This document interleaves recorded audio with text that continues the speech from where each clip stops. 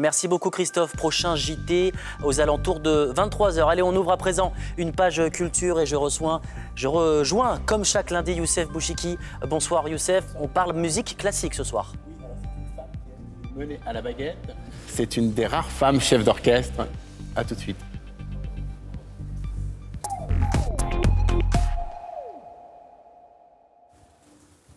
Je suis très heureux de vous recevoir, Laurence Equilbé. Alors, vous avez commencé par le piano, puis la flûte traversière, je crois, oui, avant de tenir la baguette de chef d'orchestre. Alors, évidemment, la première question que j'ai envie de vous poser, c'est pourquoi y a-t-il si peu de femmes chefs d'orchestre? Est-ce que c'est un long chemin pour devenir chef d'orchestre quand on est une femme? Oui, c'est beaucoup d'études en général, qu'on soit un homme ou une femme, donc peut-être 10-15 ans d'études. Et puis après, effectivement, les femmes petit à petit se sont mises à la baguette.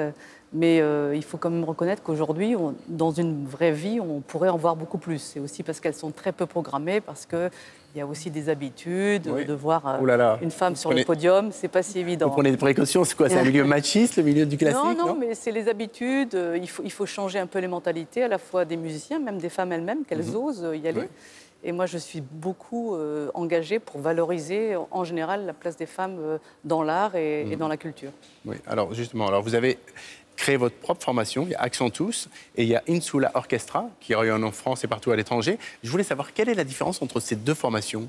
Alors Accentus, c'est un chœur de chambre professionnel, donc composé de chanteurs, une quarantaine de chanteurs, que j'ai créé il y a 25 ans maintenant. Et Insula Orchestra est une formation tout à fait récente, il y a 5 ans, qui est un orchestre qui joue sur un instrument d'époque. Oui, alors je voulais savoir justement, un instrument d'époque, ça veut dire quoi? Les instruments d'aujourd'hui ne pourraient pas sonner aussi bien pour les mêmes morceaux? C'est pas sonner aussi bien, c'est sonner différemment.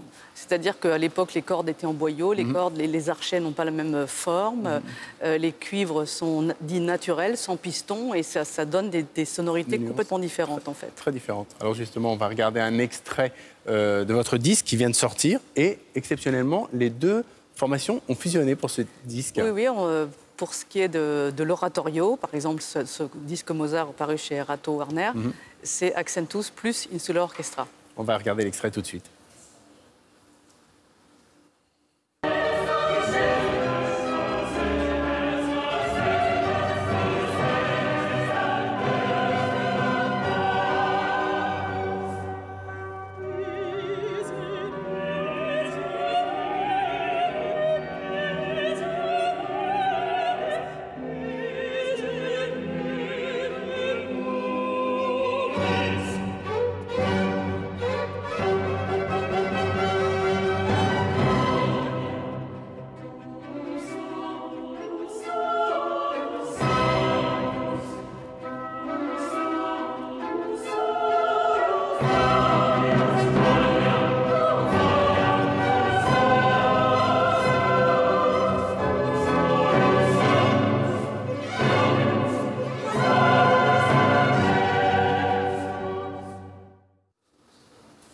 Oui, alors voilà, on vient d'écouter l'extrait de ce CD qui vient de sortir chez Erato, Messe du Couronnement.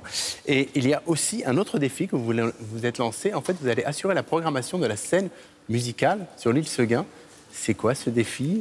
Oui, absolument. Écoutez, c'est une grande chance. J'ai eu beaucoup de compagnonnage dans ma vie, notamment la Philharmonie de Paris, l'Opéra de Rouen en Normandie et aussi au Grand Théâtre de Provence. Et là, une nouvelle page s'ouvre parce que le département des Hauts-de-Seine et son président Patrick Devedjian m'ont proposé d'être en résidence avec Insula Orchestra dans ce magnifique navire, cette scène musicale qui a été construite par le japonais Shigeru Ban et, c'est magnifique, et Jean Le Gatine. On voit la photo.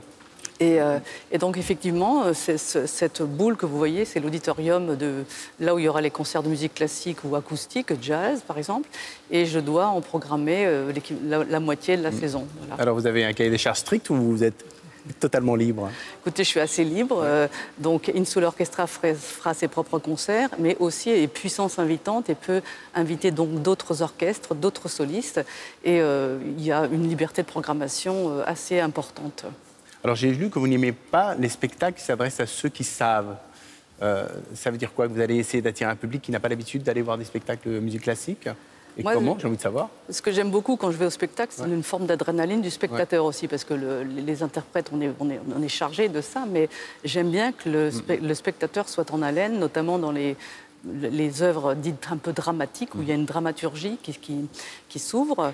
Et donc, j'aime beaucoup créer un rapport comme ça de tension avec le spectateur. Et ça peut être via la musique seule, mais aussi via le visuel. Et je voudrais faire beaucoup de projets avec notamment des vidéastes, des cinéastes, Justement, des plasticiens. On va en parler justement avec ce projet Mozart qui arrive les 24, 25 et 26 juin.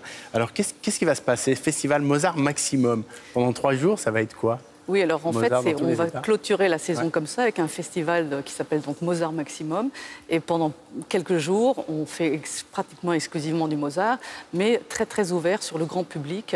Et notamment cette grande messe en ut, une autre messe de Mozart très très célèbre, C'était rarement joué. qui va être traitée par la réalisatrice Pascale Ferrand. C'est-à-dire qu'elle va réaliser, elle va filmer le concert et projeter en direct ce film pendant que vous regardez le concert. Formidable. Alors Pascal Ferrand, je le rappelle, c'est Lady Chatterley, 5 Césars quand même. Donc Oui, il faudra vraiment aller voir ce travail aussi. Alors il y a quelques années, vous étiez aventuré dans la musique électro.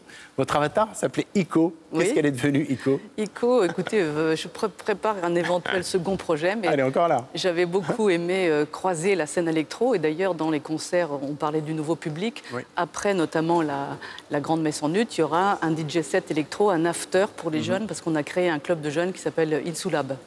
Alors une dernière question. Je voulais savoir, parce que vous avez une seule baguette ou alors vous prenez n'importe quelle baguette pour vous diriger? Non, en général, on s'habitue à une un seule gris-gris, baguette non parce que la poignée est particulière, elle se fait à votre paume et donc c'est pas qu'on est fétichiste, Ouais. on aime bien avoir sa propre Quand même, moi j'ai baguette. lu que vous l'emmenez partout avec vous. Vous l'avez apportée avec vous?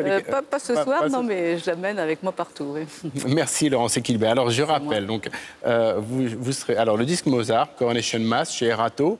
Et le festival Mozart, c'est les 24, 25 et 26 juin à la scène musicale. Toutes les infos sont sur votre site laurenceequilbé.com. Et je vous remercie, vous, pour votre fidélité et vive la culture. Merci.